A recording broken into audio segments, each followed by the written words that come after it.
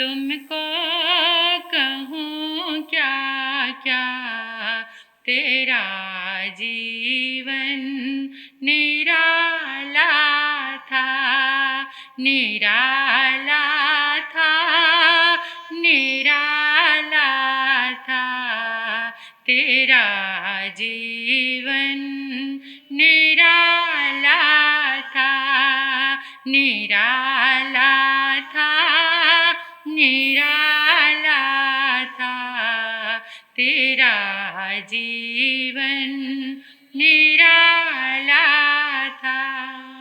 ये जीवन गाथा न्यारी, मैं चरणों पे बलिहारी, 12 वर्ष की भारी तपस्या की थी। ये जीवन गाथा न्यारी, मैं चरणों पे बलिहारी, 12 वर्ष की भारी तपस्या की थी। गर्भ से ले मरने तक भी नहीं सिर को हिलाया था, गर्भ से ले मरने तक भी नहीं सिर को हिलाया था। प्रभु तुमको कहूँ क्या क्या, तेरा जीवन निराला था, निराला था, निराला था, तेरा जीवन निराला था। अभी निर्वाण कल्याण की जो आराधना चल रही थी उसमें आप पावन आगम श्रीमद उत्तराध्ययन उसका आचमन किया, प्रायण किया, श्रद्धा के साथ सभी आनंदित थे उन दिव्य वरदानों का गान करते हुए। तो उसमें 10वां अध्ययन धूम पत्रक के नाम से, जिसमें एक ही संदेश हर गाथा के बाद मिल रहा था, संयम गोयमा माँ पमाए। समय मात्र का प्रमाद मत करो, मत करो। इतनी बार पढ़ा, इतना पढ़ा, हर वर्ष पढ़ा, इतनी बार सुना, हर बार सुना, मैंने भी, आपने भी। कितना प्रमाद है हमारे जीवन में, प्रमाद। प्रमाद क्या? आसक्ति, पदार्थ के प्रति मूर्छा, ये प्रमाद है। इस क्षण भंगुर जीवन, इस जीवन के लिए कितना प्रमाद है। इस जीवन का कुछ भी भरोसा नहीं है। आजकल हर रोज आप एक बात सुन रहे हैं, वो सोया था, बात कर रहा था, फैक्ट्री से घर आया था, घर से फैक्ट्री गया और जीवन खत्म हो गया। ये जीवन है जिसका कुछ भी भरोसा नहीं है, कोई गारंटी। इंसान जिन चीजों को बना रहा है उनकी गारंटी वारंटी आपको मिल रही है। 1 साल 2 साल, कोई घड़ी है, जूता है, चप्पल है, TV, fridge, machine, washing machine, जो चीज़ें आप लेकर आ रहे हैं उनकी कोई गारंटी होती है ना। आपको एक कार्ड मिलता है, कार्ड पर लिखा होता है 12 महीने की, ये 2 साल की, 6 मंथ की, ये गारंटी है उन चीज़ों की।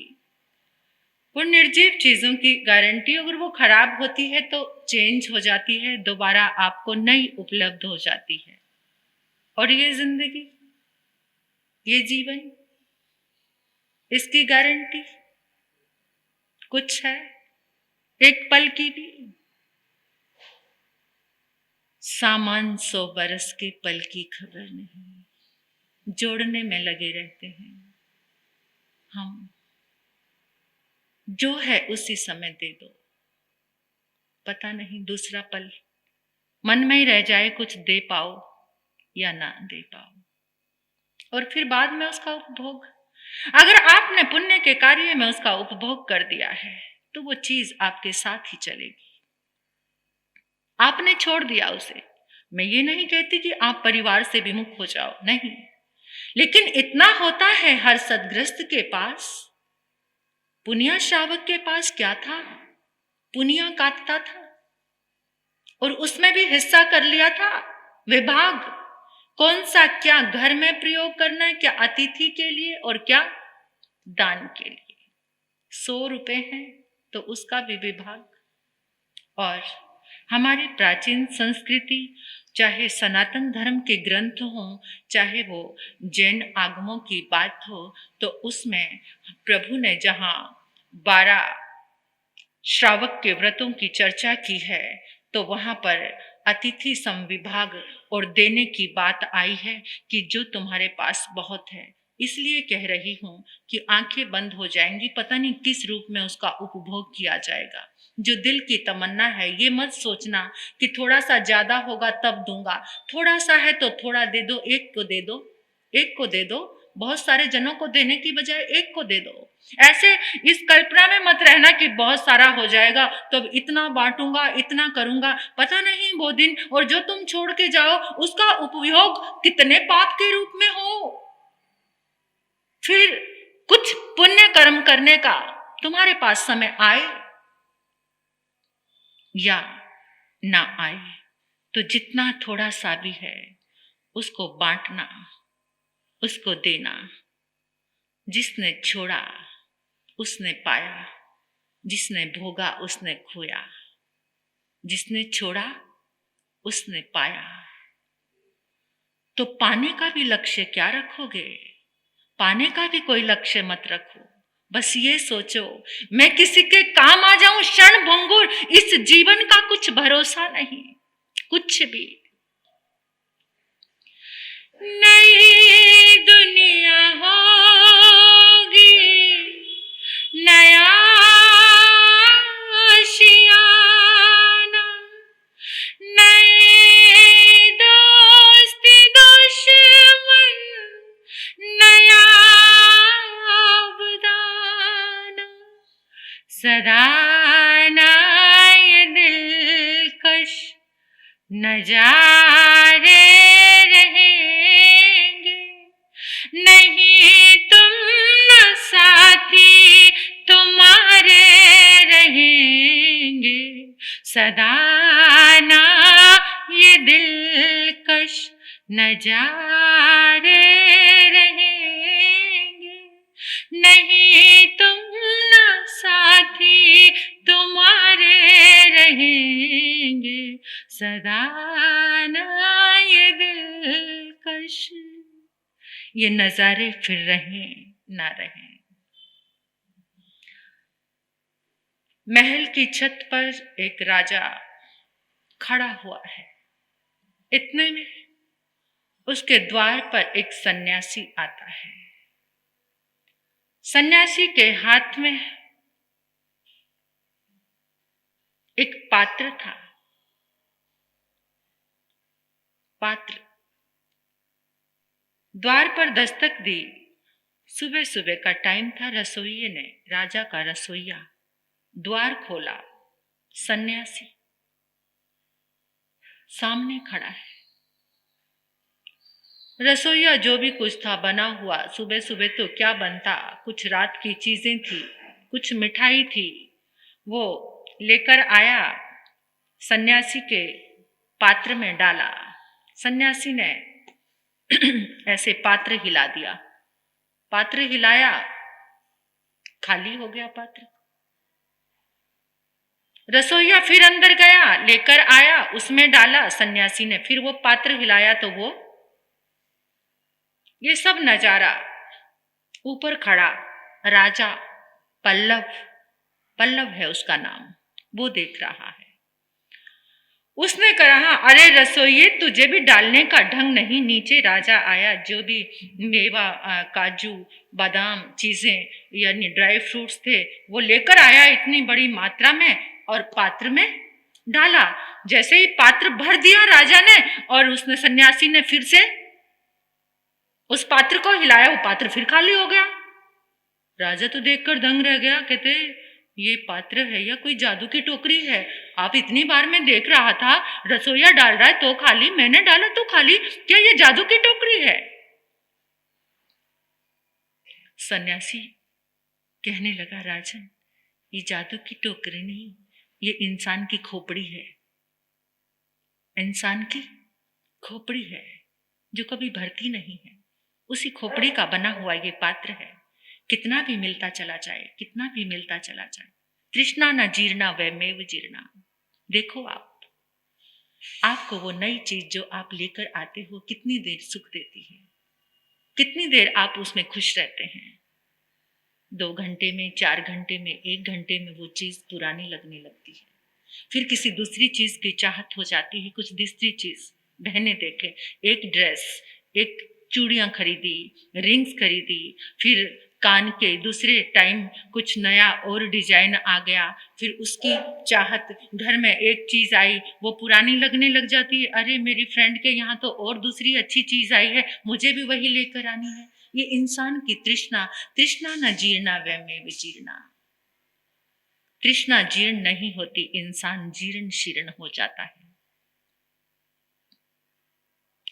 जब सन्यासी ने कहा कि ये इंसान की खोपड़ी का बना पात्र है, तो राजा ने चरणों में नमस्कार किया, हाथ जोड़कर सन्यासी को कहा, तनिक अंदर आओ, अंदर चरण डालो और मेरे आंगन को पावन करो। राजा ने समझ लिया ये तो साधारण सन्यासी नहीं है जिसके पास पात्र भी इतना जादूमयी है कि वो खाली हो जाता है। राजा अंदर लेकर आया, अंदर लेकर हाथ पकड़कर बिठा लिया, बैठो मेरे सामने, मेरी कुछ बात है। क्या बात है राजन? मैं आपसे पूछना चाहता हूं कि मैं कितने दिन के बाद मर जाऊंगा और मैं मरकर क्या बनूंगा? सन्यासी कहने लगा, राजन कोई धर्म ध्यान की बात करते, कोई अच्छी जिज्ञासा रखते, कोई तत्व ज्ञान की बात करते, कोई जीवन को सन्मार्ग पर बढ़ाने की बात करते, ये तुमने क्या पूछ लिया? मेरा यही प्रश्न है, इसका जवाब दो। तो सुनो राजन, आज से 7 दिन के बाद तुम मर जाओगे और मरने के बाद तुम्हारे महल के पिछवाड़े में जो गंदगी का कुंड है वहां जाकर कीड़ा बनोगे। कीड़ा, जहां पर तुम्हारी रानियों का मल मूत्र बहकर जाता है, टट्टी पेशाब बहकर जाता है, वहां जाकर तुम उस गंदगी के कुंड में कीड़ा बनोगे। क्या? हाँ राजन,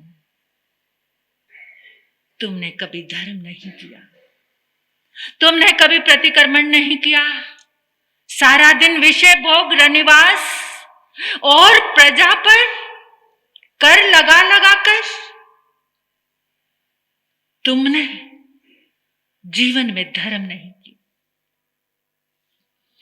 तूने रात गवाई सोए के, दिवस गवायो खा, हीरा जन्म अमोल था, कोड़ी बदले जा, तूने रात गवाई सोए के। राजन, रात को तूने सोकर गवा दिया, दिन को खाने विषय भोगों में। एक बार भी परमात्मा का नाम नहीं लिया, कभी संत का समागम नहीं पिया, और अब भी कोई संत मिला तो पूछते हो मैं मर कर क्या बनूंगा, कहां जाऊंगा?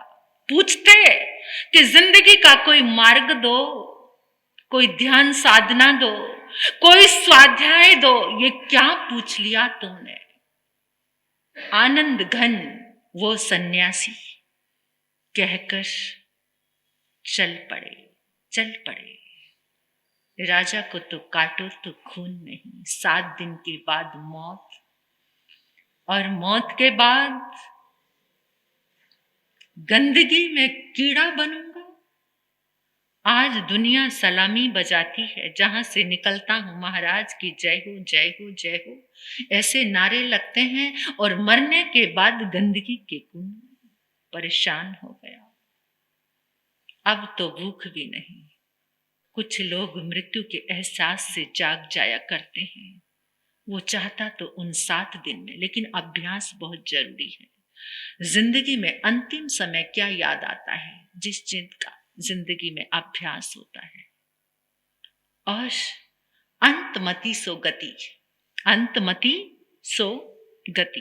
अंतिम समय में जैसी तुम्हारी मति है, भले ही जिंदगी में तुमने धर्म किया है, लेकिन अंतिम समय में, लेकिन मुझे लगता है कि जिस चीज का अभ्यास होता है वो चीज, गाय का बछड़ा जन्म लेता है, दूध पिलाना सिखाना नहीं पड़ता, अपने आप ही माँ के स्तनों के पास पहुंच जाता है। वो जन्म जन्म का अभ्यास है, विषय वासनाओं का जन्म जन्म का अभ्यास है। कुछ सिखाना नहीं पड़ता, अपने आप। धर्म का अभ्यास नहीं, वो सीखना पड़ता है। लेकिन कुछ आत्माएं हैं ऐसी कि जिनको सिखाना नहीं पड़ता। आजकल ये मीडिया इतना ज्यादा, कुछ चीजें वायरल होती हैं, कुछ वीडियोस आप सुनते हो कि 4 साल का बच्चा पूरी गीता याद है, जन्म जन्म के संस्कार हैं। हमें भी लगते हैं अपने जन्म के संस्कार, कि जन्म तो ब्राह्मण कुल में हुआ है, लेकिन जिन शासन के प्रति इतना विश्वास और श्रद्धा, आनंद आता है, लोगस के का जाप करते हुए, ध्यान करते हुए, अरिहंत परमात्मा का सिमरन करते हुए, अरिहंत सिद्धों की स्तुति करते हुए आनंद आता है, गर्वानुभूति होती है। इसका मतलब कुछ छुटा हुआ था जो फिर मिल गया। तो ये जन्मों जन्मों के संस्कार होते हैं। किसी की ज्ञान अंतराय इस कदर टूटी होती है कि अपने आप पूर्व जन्म के संस्कार, अपने ही जैन परिवार में भी चंडीगढ़ हम लोग गए थे, 4-5 साल की बच्ची, वो महिला उसको लेकर आई और कहने लगी, महाराज साहब ये 3 साल तक मेरी बच्ची बोली नहीं, तो इसकी स्पीच थेरेपी कराई। स्पीच थेरेपी कराई जब इसने बोलना शुरू किया तो सब कुछ इंग्लिश में बोलती है, एक भी अक्षर हिंदी सुनती है फिर भी बोलती नहीं है। फिर उसके बाद कहते कुछ कुछ बोलने लगी, मैंने कुछ शब्दों को पकड़कर गूगल पे डाला तो पता चला जापानीज बोल रही है, जर्मनी बोल रही है। फिर वो बच्ची को हमारे पास भी लेकर आई, कहते महाराज साहब एक बार हम कुछ ऐसे लंच करने के लिए किसी होटल में पहुंचे तो वहां सभी देशों के फ्लैग लगे हुए थे, तो उसने बता दिया, इतनी छोटी बच्ची ने, ये उस कंट्री का फ्लैग, ये सारे सब कुछ बता दिया। और फिर उसके बाद कहते जब स्कूल में भेजा तो ऐसे ऐसे वो डायनासोर की कोई प्रजाति थी, कहते टीचर को भी पता नहीं था, इसने सारे के सारे जितने नाम थे 100 नाम गिना दिए। तो टीचर भी देखकर हैरान, हमें भी पता नहीं था, ये मतलब पहले का ज्ञान। और कहते हम जब इस बच्ची से हमने भी पूछा उसको, मतलब काउंटिंग करो जर्मनी में, तो उसने जर्मनी में पूरी 10 और 100 तक काउंटिंग कर दी, बता दिया उसने बोलकर। तो कहते कि जिस समय हमने इससे पूछते हैं तुम्हें क्या बनना है, तो कहती है जू कीपर। समझ गए? कहते महाराज जी हमने नाम भी नहीं सुना कभी, जू कीपर भी कोई बच्चा बन सकता है, लेकिन हो सकता है कि ये बच्चा, ये आत्मा जहां से मर के आई है वहां वो जू कीपर रही होगी, क्योंकि वही संस्कार, और वो सारी लैंग्वेज जानते हैं। जू कीपर अनेकों देशों से लोग आते हैं, दिखाते हैं, तो वो सारी लैंग्वेज बोलते हैं, सबको उसी लैंग्वेज में। तो वो पूर्व जन्म के जो संस्कार थे उस जीव आत्मा के साथ, मतलब कोई बीच में व्यवधान नहीं आता, तो ये संस्कार आते हैं साथ में। उसको कुछ इंग्लिश कोई चीज सिखानी नहीं पड़ी, उसको मतलब फटाफट फराटेदार, और वहीं की बोलती है उसी एसेंट में, बिल्कुल वहां की जैसे उसी स्टाइल में। तो ये कुछ जीवात्माएं ऐसी होती हैं कि धर्म उनके साथ होता है और वो धर्म में कोई अवरोध नहीं आता, तो पूरा का पूरा ज्ञान लेकर आते हैं। कुछ ऐसे होते हैं कि एक बार सुनते हैं और सब कुछ याद हो जाता है, सिर्फ एक बार सुनने से ही। गुरनी जी महाराज साहब के पास बहुत साल पहले, मैं तो नहीं थी, एक वैरागन बहन आई थी। वो मतलब कोई अक्षर लेता था, उसके कान में पड़ जाता था, उसे याद हो जाता था। वैसे वो इतनी शरारती थी, मतलब कुछ भी डिजाइन का कोई बैग वैग भी हाथ से बनाते थे, उसको देखती थी तो खुद बना लेती थी। यानी प्रतिक्रमण किसी को याद कराया जा रहा है, अक्षर उसके कान में पड़े और उसने याद कर लिया। मतलब ऐसी कुछ अंतराय टूटी होती है। तो ये क्या, जिस चीज का तुमने पूर्व जन्म में अभ्यास किया है उसके संस्कार तुम्हारे साथ जरूर आते हैं, और इस जन्म में तुम जो अभ्यास कर रहे हो वो तुम्हारे साथ जरूर जाएंगे। लेकिन राजा को तो क्या अभ्यास था, अब सुना वो तो आर्त ध्यान में पड़ गया, खाने की थाली सजा कर लाते अपने कक्ष में चला गया, पर्दे लगा लिए, अंधेरा कर लिया। उसको तो कुछ भी याद नहीं, बस आनंद घन की वही बात कान में गूंज रही है कि तू 7 दिन बाद मर जाएगा और मर के तू गंदगी में जाकर कीड़ा बनेगा। एक दिन बीता, किसको बताए ये बात, बड़ी शर्म की बात है, जीवन के बहुत बड़े अपमान की बात है। किससे शेयर करे उस दर्द को, अंदर ही अंदर वो दर्द उसे खाए जा रहा है।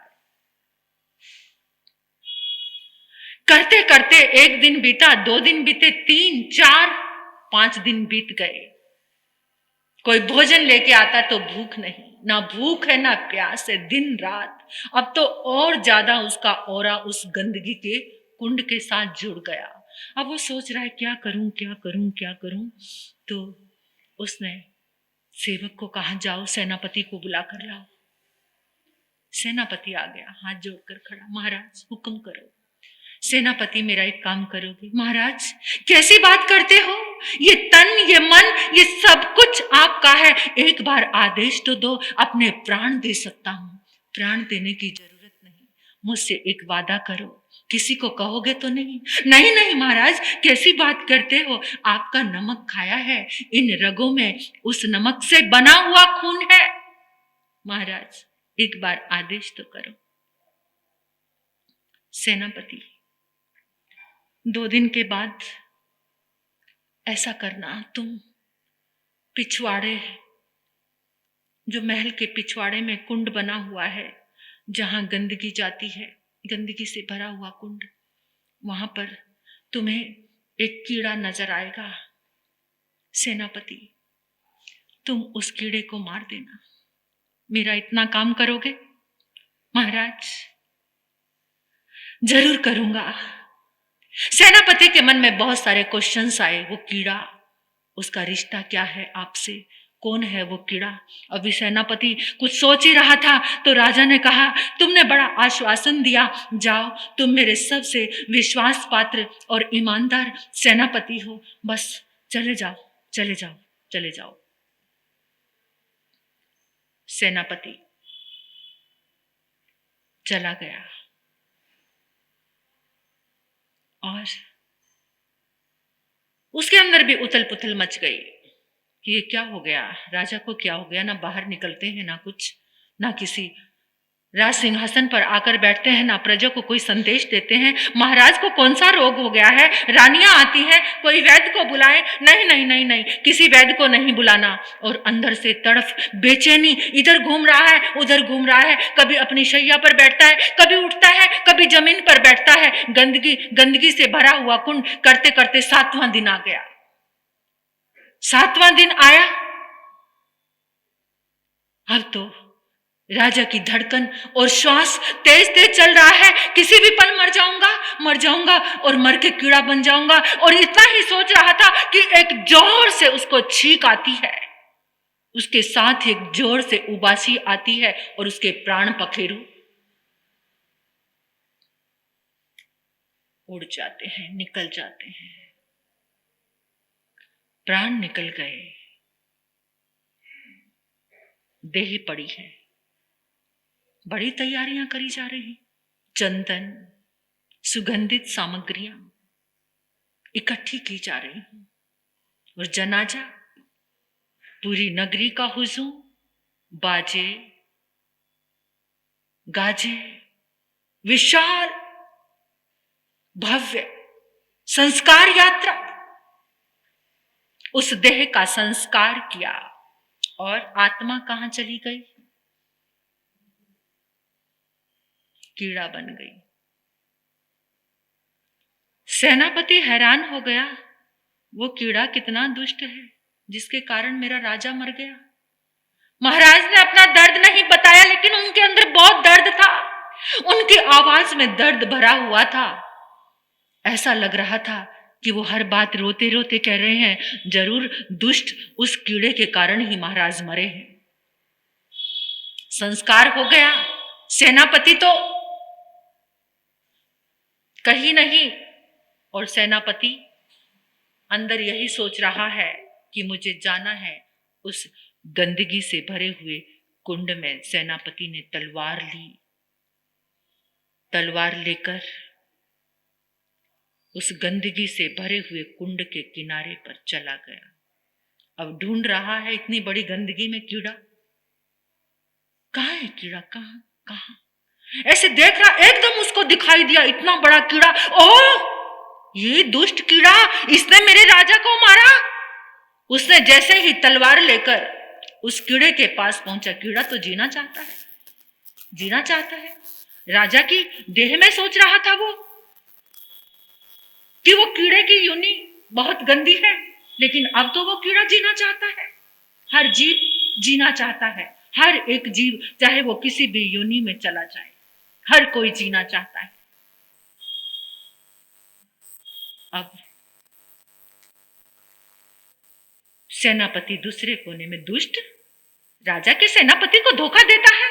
मैं तुझे जिंदा नहीं छोड़ूंगा, आज तुझे जरूर मारूंगा। जैसे ही दूसरे कोने में, दूसरे कोने से वो तीसरे कोने में, तीसरे कोने से चौथे कोने में, और सेनापति उसके चक्कर लगा रहा है कुंड के। और अब सेनापति ने कहा, तू दुष्ट ऐसे नहीं मानेगा, मैं भी तुझे आज मैं राजा की, अपने राजा की प्रतिज्ञा को पूरी करके जाऊंगा। मैंने उनसे वादा किया था। और उसी समय उसने अपने कपड़ों को थोड़ा ऊपर समेटा और कुंड में उतरने के लिए, मैं तू ऐसे नहीं मानेगा, मैं तुझे उतरकर ही अंदर गंदगी में जाके मारूंगा, गंदगी में मुझे उतरना पड़े चाहे। सेनापति जैसे ही गंदगी में उतरने के लिए तैयार हुए, पीछे से कंधे पर किसी ने हाथ रख दिया, हाथ को छिटका, चल हटो, छोड़ो मुझे पहले इस कीड़े को मारना है। सेनापति ने देखा भी नहीं, सेनापति एकदम क्रोध में बौखला रहा था। पीछे से आवाज आई, सेनापति सुनो, अगर तुमने इस कीड़े को मारा तो तुम भी गंदगी में जाकर कीड़ा बनोगे, इसी कुंड में। सेनापति ने पीछे देखा, कौन? वही आनंद स्वामी। सेनापति के हाथ से तलवार छूट गई। तुम भी इसी गंदगी में कीड़ा बनोगे। सेनापति मुड़ा, चरण पकड़ लिए, क्या बात? जिस कीड़े को मारने जा रहे थे, जानते हो ये कीड़ा कौन है? हाँ, मैं जानता हूं, ये बड़ा दुष्ट है, मेरे राजा से इसका कोई रिश्ता रहा होगा, राजा इसी के कारण मरे हैं। बस मैंने राजा से वादा किया था, मैं इसे मारूंगा। सेनापति, ये कीड़ा कोई और नहीं, ये तेरे राजा पल्लव की आत्मा है, वही है ये। क्या? हाँ, ये वही है, क्योंकि उसके जीवन को देख, जिसका जीवन विषयों से ग्रस्त रहता है, जो धर्म नहीं करता, वो इस नरक योनि को भोगता है, वो कीड़ा बनता है गंदगी में। क्या? हाँ, उस राजा तेरे पल्लव ने कभी धर्म नहीं किया, कभी आराधना नहीं की, कभी संत समागम नहीं किया, दानशील, तप, भावना, किसी एक सोपान में भी वो कभी ठहरा नहीं। बस रानियों के रूप सौंदर्य पर आकर्षित रहा, इंद्रियों में लीन रहा। प्रमाद संयम गोयमा मां पमाए। एक समय मात्र का प्रमाद ना करने के लिए प्रभु ने गौतम के माध्यम से कहा। आनंद घन के चरणों में ढेर हो गया। वो सेनापति तलवार छोड़ दी और अपने सेनापति के वस्त्रों का त्याग, पद का त्याग, और आनंद स्वामी आगे आगे और सेनापति पीछे पीछे, अब किसी चीज से लेना देना नहीं है, जो आप हो वही बनूंगा। कभी जीवन में कीड़ा ना बन जाऊं, इस चीज से मुझे बाहर आना है। बहुत डर गया हूं उस कीड़े को देखकर, मैं भी कीड़ा बन जाऊंगा अगर ऐसे इन विषय भोगों में लीन रहूंगा। और सेनापति ने सब कुछ छोड़कर आनंद स्वामी के पीछे पीछे चरणों में वंदन करते करते यही गाते गाते चल पड़ा। तूने रात गवाई सोए के, दिवस गवायो खा, हीरा जन्म अमोल था, कोड़ी बदले जा। तूने रात गवाई सोए के। जागो, परमात्मा कह रहे हैं, समय मात्र एक समय बड़ा मुश्किल से मिला। कैसी कीमत है समय की? समय की कीमत, एक लम्हे की कीमत। एक लम्हे की कीमत जाननी है तो उस व्यक्ति से पूछो जो वर्ल्ड ट्रेड सेंटर में धमाका हुआ था। एक लम्हा, एक पल पहले जो बाहर निकल गया था, जिसकी जिंदगी बच गई थी, उसे पता है एक लम्हे की कीमत और एक दिन की कीमत। एक दिन की कीमत कौन जानता है? एक दिन की कीमत, जिसको एक दिन उस सिकंदर से पूछो जो कुछ घंटों की मोहलत मांग रहा था, और मौत ने एक दिन की कीमत मरने वाले से पूछो। एक सप्ताह की कीमत उससे पूछो जिसके पेपर्स, न्यूज़पेपर निकल रहे हैं और वो पूरे के पूरे खराब हो गए, जो साप्ताहिक निकलती है। उससे पूछो कि एक सप्ताह क्या मेहनत की थी और खराब होने के बाद क्या हर्ष हुआ। और एक वर्ष की कीमत उस विद्यार्थी से पूछो जिसने पूरे साल मेहनत की और रिजल्ट अच्छा ना आया हो। उससे एक साल की कीमत पूछ सकते हो। एक पलक झपकने में कितना समय लग जाता है। एक पलक झपकने में इतना सूक्ष्म ये समय कितना सूक्ष्म है। हम कहते हैं टाइम पास। क्या कहते हैं किसी के पास बैठकर? टाइम पास कर रहे थे। टाइम तुम्हें पास कर रहा है, तुम्हें, हमें। पुराना कौन हो रहा है? समय तो चल रहा है, समय तो बह रहा है, बहता रहेगा, अनादि से चल रहा है, लेकिन पास कौन हो रहा है? पास। पुराना कौन हो रहा है? समय किसको पुराना कर रहा? हमें। समय हमें पास कर रहा है, इसलिए बोलना छोड़ दो, टाइम पास कर रहे हैं। टाइम तुम्हें पास कर रहा है। अब गुरनी मैया के मुखारविंद से आप सुनेंगे कि समय की कीमत को समझने वाला क्या होता है। और एक सूचना दे देती हूँ, कल ज्ञान पंचमी है। ज्ञान पंचमी की आराधना सभी ने करनी है। बहुत अच्छी आराधना होगी, मंत्र जाप होगा सरस्वती माता का, जिससे ज्ञान की वृद्धि होगी।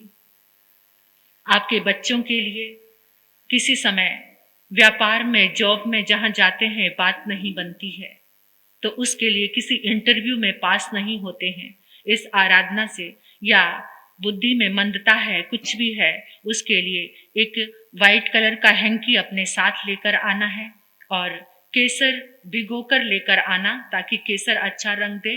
तो उस वाइट रुमाल में आप स्वास्तिक आपको बनाना सिखाएंगे। स्वास्तिक बनाते हुए मंत्र जाप होगा और उस स्वास्तिक को आपकी एक साधना बन जाएगी। केसर से स्वास्तिक, उस हैंकी को, रुमाल को रोज उन बच्चों को दिखा सकते हो, स्वयं देख सकते हो, या कोई भी कार्य करने जाओ उसे अपने साथ रख सकते हो। वो सरस्वती माता की ज्ञान की आराधना का होगा। सभी ने आना है और सभी को साथ में लेकर जाना है। और आने वाले रविवार को, उस दिन हमारे गुरनी मैया महासती श्री प्रवेश कुमारी जी महाराज साहब का पहले चालीसा होगा, यानी एक जाप होगा। तो उस चालीसा की आराधना में आप सभी ने शामिल होना है। सुबह प्रवचन के समय पहले चालीसा कराया जाएगा। गुरनी जी बड़े कृपालु हैं और जहाँ जहाँ उनका चालीसा होता है, जो उनका चालीसा करते हैं, उनके गुणों का गान करते हैं, अपने आप ही वो उन पर अनंत अनंत मेहर बरसाते हैं और उनकी भावनाओं को पूरी करते हैं, धर्म से जोड़ते हैं। बाकी चीज़ों की भी जीवन में जो कमी होती है, गुरनी की कृपा उन पर बरसती है। तो प्रवेश चालीसा होगा रविवार को सुबह के टाइम, उसके बाद प्रवचन प्रारंभ होगा। तो आप सभी को सबने आना है, औरों को भी साथ में लेकर आना है।